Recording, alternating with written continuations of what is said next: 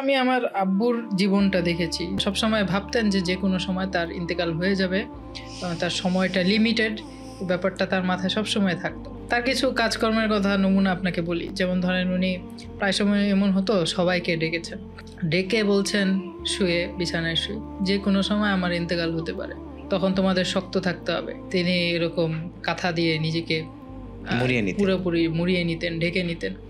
বলতেন মৃত্যুর পরে এই সিনারিটা তোমরা মাথায় গেঁথে রাখো, এমন দেখা যাবে। সবসময় বলতেন যে আমি যে উপার্জন করছি আমার সন্তানদের জন্য, আমার সন্তানরা হাফেজ আলেম হবে, মাদ্রাসায় পড়বে, তাদের জন্য একটা বড় সাপোর্ট হয়, এই জন্য আমি সম্পদটাকে রেখে যাচ্ছি তাদের কথা চিন্তা করে।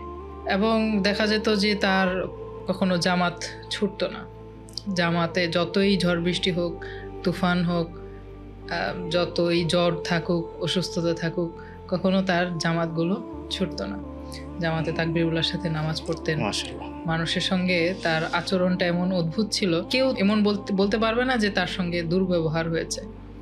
এমন চমৎকার জীবনটা তিনি কাটিয়েছেন। মূলত আমার কাছে মনে হয়েছে মৃত্যুটাকে সামনে রাখার জন্য, সবসময় মৃত্যুটাকে তিনি সামনে রাখতেন।